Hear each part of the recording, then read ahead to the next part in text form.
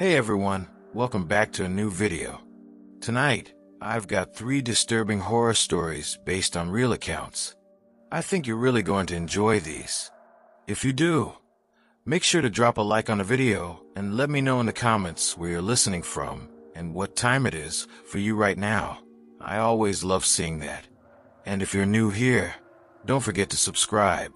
I share stories like this all the time.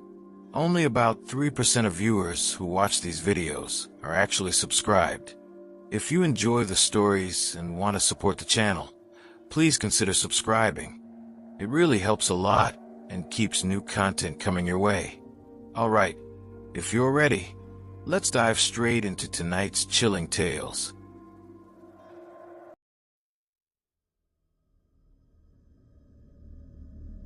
Every night, no matter what the weather's like, something walks down our street, softly whistling as it goes. You can only hear it if you're in the living room or the kitchen when it passes by, and it always starts at exactly 3:03 a.m. The sound begins faintly, near the end of the lane by the Carson place. Our house sits in the middle of the street, so the whistling always passes us before fading into the distance toward the cul-de-sac. When I was younger, my sister and I would sneak into the kitchen some nights to listen. My parents did like that. We'd get in trouble if they caught us, but they were never too harsh as long as we followed one rule, the big rule. Never try to look at whatever is whistling. Our neighborhood has always been a nice place to live. I've been here since I was 6, and I love it. The houses are small but tidy. The yards are big enough to play in, and there are plenty of kids around my age.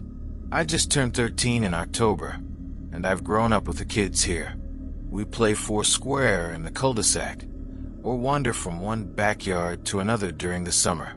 It's a good place to grow up. But there are 2 strange things about this neighborhood, the whistler and the good luck. The whistling never really bothered me. I couldn't hear it from my bedroom, so I didn't think much about it. But my parents never liked talking about it, so I learned to stop asking questions. My dad, especially, gets uneasy whenever it comes up. He's normally calm and steady. He grew up in the islands before moving to the US, but when someone mentions the whistler, his voice changes and his eyes move fast. That's when he always reminds us of the big rule: never look outside when it passes. Not that we could, even if we wanted to. My dad installed thick canvas shutters inside every window in the house. They pulled down from the top and latched to the bottom with small locks, the kind you'd see on a diary. He locks them every night before bed and keeps the key in his room. I don't really know what my mom thinks about the whistler. Sometimes I see her sitting alone on the red couch in the living room around that time. If I crack my bedroom door open, I can just barely see her sitting there, quiet, waiting. It's not often, maybe once or twice a month, but she listens. The whistler's tune never changes. It's always the same cheerful melody. Besides the whistler, the other strange thing about this neighborhood is the luck. Everyone around here seems to have it. It's hard to explain, but good things just happen all the time. Winning a small contest, finding something valuable in the yard, getting a job promotion out of nowhere. There's no crime, the weather's mild, and the gardens always bloom bright. My mom calls it a million little blessings. The main reason my parents stayed here, though, was my little sister, Nola. She was born very sick. Her lungs didn't work properly, and for weeks we couldn't even bring her home. Machines had to help her breathe. We moved to this neighborhood to be closer to the hospital, and right after we moved, she began to recover. The doctors were baffled. They couldn't explain it, but my parents and I knew. It was one of those million little blessings that seemed to come with living here. That's why we stayed, even after learning that for every small miracle in this neighborhood, something bad happens too, but only if someone tries to see the whistler. There's a welcoming committee here. When new families move in, they show up with a casserole, a gift basket, and a manila folder. They're always polite and friendly. 4 of them came to our house when we moved in 7 years ago. They chatted with my parents, gave me some candy, and held Nola carefully since she was just out of the hospital. Then they asked to speak with my parents in private. I was sent to my room, but I still managed to overhear. They explained how special the neighborhood was, how good things always seemed to happen here, and then they mentioned the whistling. They told my parents that it always came at 3:03 a.m., lasted for 2 minutes, and would never hurt us, as long as we didn't look. They warned my parents that anyone who looked would have their luck turn bad, sometimes horribly bad. The folder they brought was filled with newspaper clippings about car crashes, house fires, freak accidents.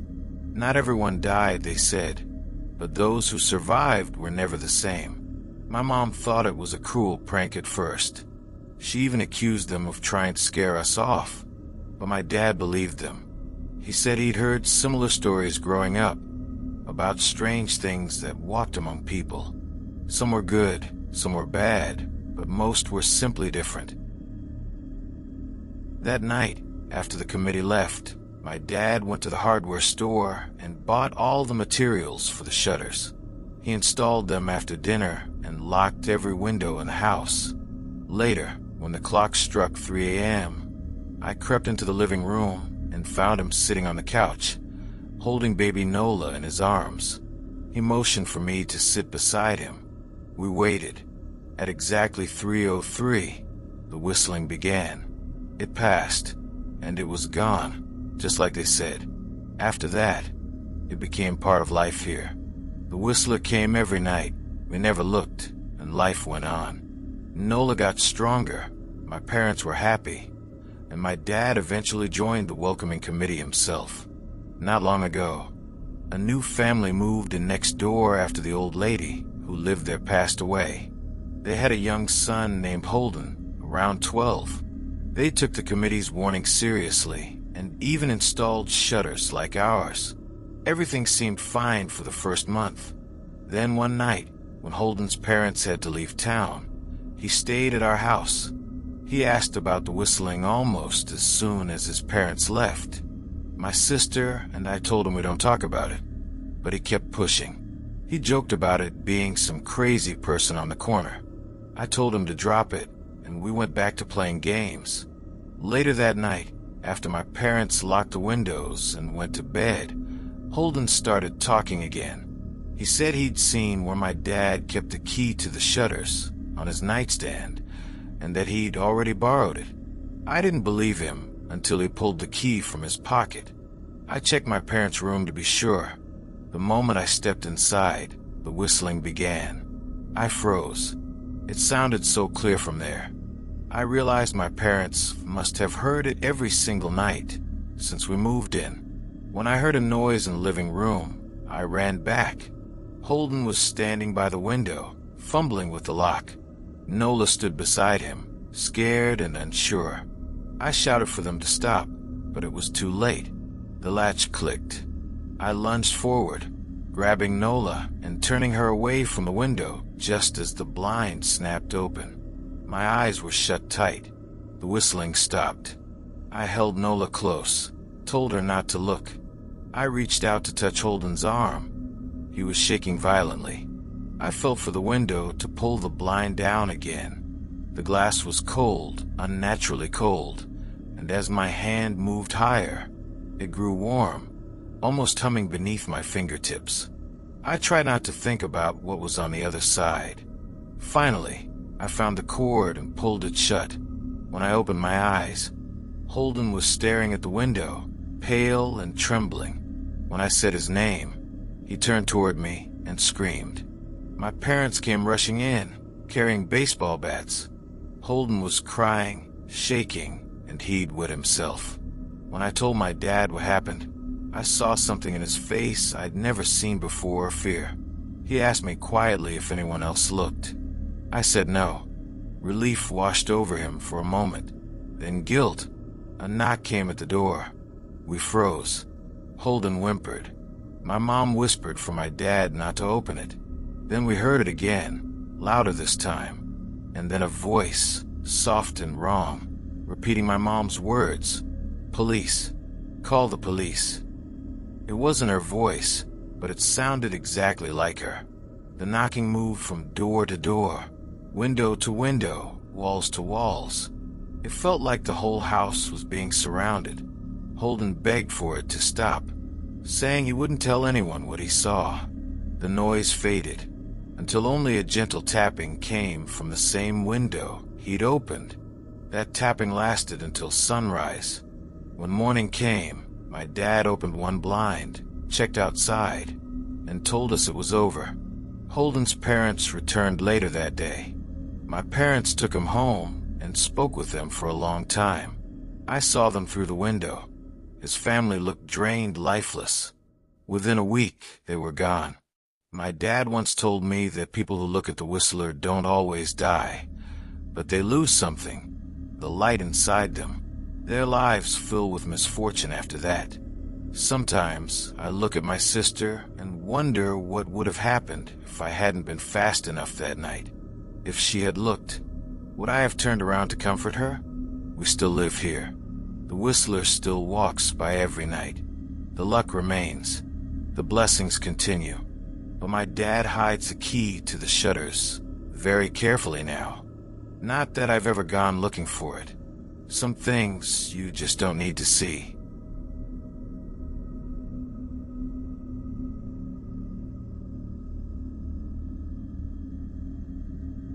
I work in security at Disney World, the so-called happiest place on Earth. Normally, I'd never say where I work. There are pretty strict rules about what employees can put online. But honestly, I can't tell the story without that context. And truthfully, I don't think I'll be working here much longer anyway. I've been with the company for over 23 years. For the first 20, I worked inside the parks, catching shoplifters, helping lost kids, dealing with guests who'd had a little too much to drink in the heat. Every now and then there'd be a fight, but people usually kept things tame. After a while, the heat started getting to me. I asked to be transferred somewhere indoors, somewhere with air conditioning. The company moved me to one of the resort hotels, which sounded great at first, until I realized the kind of issues that came with that job. Over there, the problems were different. Mostly domestic issues, families arguing, parents yelling, kids crying. You'd be surprised how many people crack under the stress of a perfect vacation. Most of the time, I just knock on the door, suggest they take a break or do separate activities for a while. It usually calmed them down. But none of that is what I'm here to talk about. I just need to get this out while I still can. 3 days ago, I got a call from management. Apparently, housekeeping had gone into a room that should have been turned over for a new guest, but all of the previous guests' belongings were still there, untouched. At first, they figured maybe the family had an emergency and left in a hurry. But when housekeeping went back the next 2 days, the same stuff was still sitting there. Clothes, luggage, toys, snacks, everything. It looked like a family had just vanished in the middle of their trip. When I got to the room, it was exactly like they said, empty, but full of belongings. I checked the reservation info. A family of 4, mom, dad, 2 little kids. I tried the phone numbers on their account. Both went straight to voicemail. The manager and I couldn't figure it out. So I told housekeeping to clean the room and send the items to lost and found until we could contact the family. But something about it didn't sit right with me. So I started digging deeper. The reservation showed they had checked in 5 days before housekeeping reported the issue. They'd paid a parking fee, which meant they had a vehicle on property. I went out and searched the resort parking lots, and sure enough, found their car still parked there. That ruled out the possibility of them driving off or having an accident somewhere else. Next, I checked their dining plan. For those who don't know, guests can prepay for their meals using what's called dining credits. This family had only used 3 credits total. 2 at Epcot and 1 at Magic Kingdom. That last one was for breakfast, 2 days after they checked in. Now, here's where things started getting strange. At Disney, guests were something called a magic band. It works as a room key, park ticket, credit card, dining pass, and it even tracks your fast passes. Basically, it logs everywhere you go. I managed to pull up their magic band history. Their first day, they stayed at the resort. The next day, they visited Epcot and used 2 dining credits. The following morning, they entered Magic Kingdom, had breakfast, and rode a few rides. Their last recorded ride was It's a Small World. That was around 11 a.m. After that, nothing. No more park entries. No purchases. No activity. Nothing. I reached out to a buddy of mine who still works security over at Magic Kingdom. I asked him to check the footage from It's a Small World around that time. When I got over there to review it with him, I could tell something was wrong just by the look on his face. He showed me the footage. The family scanned their magic bands at the entrance, boarded the ride like normal. But when their boat came back around to the exit, they weren't in it. At first, we thought maybe one of the kids fell out, and the parents got off in the middle to help. So we shut the whole ride down, right in the middle of the day, turned off the music, turned on the lights, and started walking the track. We searched every inch of that ride, 3 times. Eventually, we had nearly 10 cast members down there helping us. No sign of the family anywhere. All we found were 3 cell phones and a hat. I can't describe the feeling that came over me. It wasn't just confusion, it was dread. Over the next couple of days, I kept digging. And today, I found something that's been eating away at me ever since. The family had purchased something called Memory Maker. It's a photo package that gives you access to every picture Disney photographers take of you, from ride photos to random in-park shots. All of those pictures automatically get added to your account. So I opened their album. There were 732 photos. The first 30 or so were completely normal, family pictures at Epcot, smiling in front of Castle on a few rides. But everything after that was It's a Small World. That ride only takes 1 picture per go-around, so that means this family rode it over 700 times. At first, the photos looked normal. They were smiling, waving. Then in the next few, their boat was empty except for them. No other guests. You could see confusion starting to set in. The dad looked angry. The mom was clutching both kids, who were clearly upset. Each photo after that got worse. They looked trapped. In some shots, the dad was missing. In the next, he'd be back, slumped in his seat. Then gone again. By the 400th photo, the mom and kids looked pale, exhausted, terrified. By around 600, only the mom and 1 child remained upright. The other 2 looked lifeless. But that's not even the worst part. In some of the later photos, I swear the dolls in the background had changed positions. Some looked like they were facing the camera now. In one, I could swear one of those dolls was sitting right there, in the boat, next to the mom and kid. I closed the photo album after that. But as soon as I did, I noticed something. The file size was increasing. New pictures were being added. I don't know what's happening, but I can see on our security feed that the police just arrived. They'll be taking over soon. I don't think I'll stick around to see how this ends. I've seen Disney cover up plenty of incidents before, but not like this. I just can't carry this secret. Someone needs to know what really happened. That family didn't vanish. I know exactly where they are.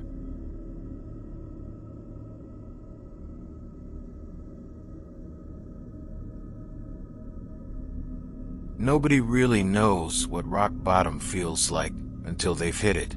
For me, that moment came faster than I ever expected. I'd just been fired from a job I'd worked at for 10 years, a job I never thought I'd lose. To make things worse, I found out my girlfriend had been cheating on me with the guy who replaced me. That kind of betrayal does something to a person. I remember sitting there that night, staring at the empty bottles piling up on my table, thinking how quickly life can fall apart. My savings were almost gone, my rent was overdue, and my student loans still waiting to be paid off. It felt like I was being buried alive by the weight of my own failures. After one of those long, drunk nights filled with sending out a dozen sloppy resumes and desperate cover letters, I finally passed out at my desk. When I woke up the next morning, I decided I needed to find some kind of quick income, anything that could keep me afloat until I found a real job. That's when I remembered those online surveys people used to talk about.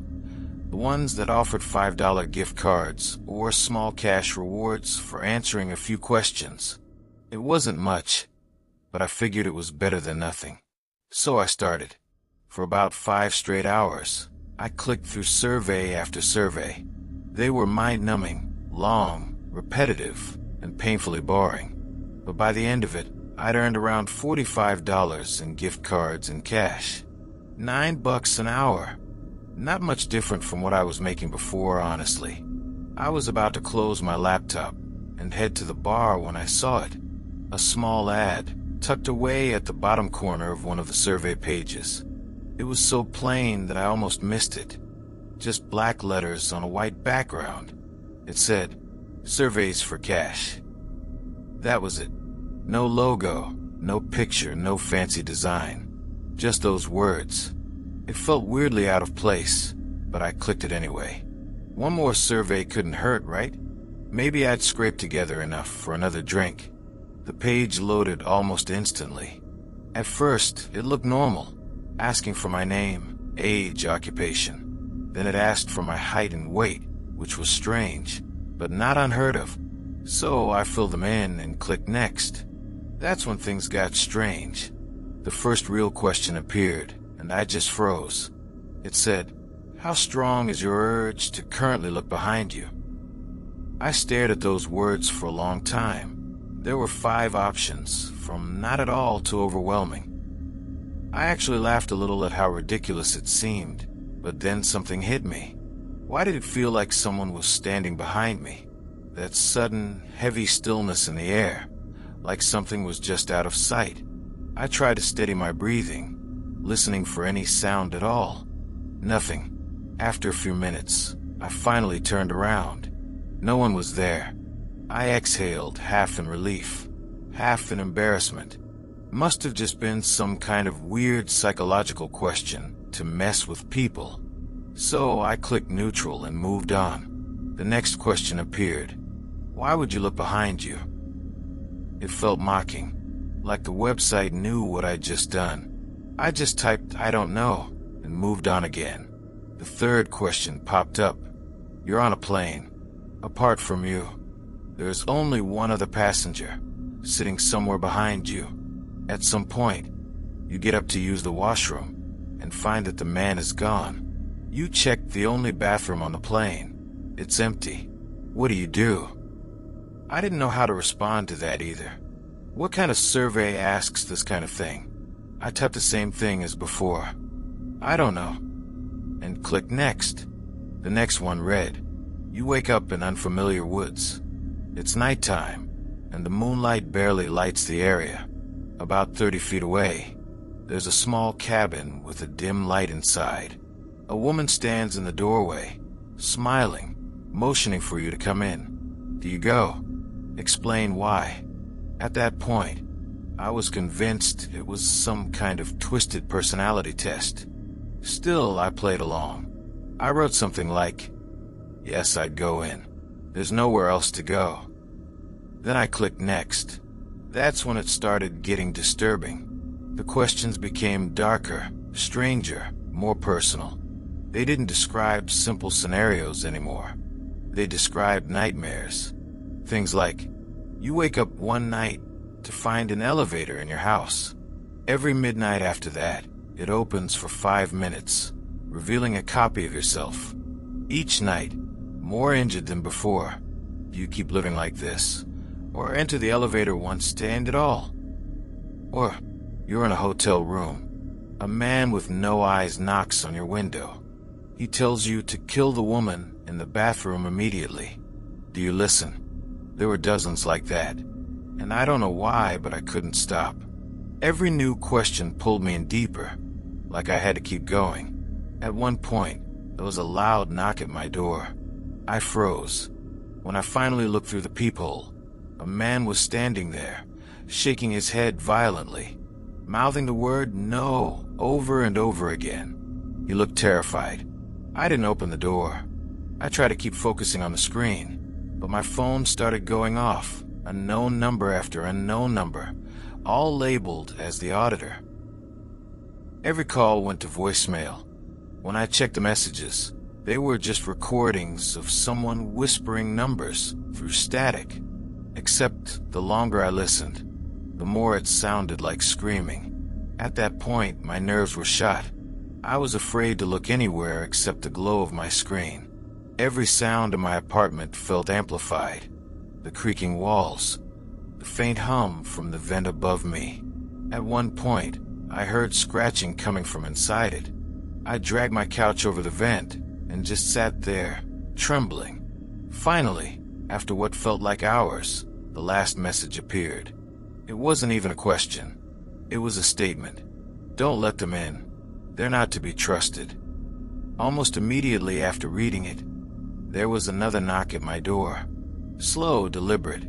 I crept up and looked through the peephole again. This time, it was a woman, mid-20s maybe.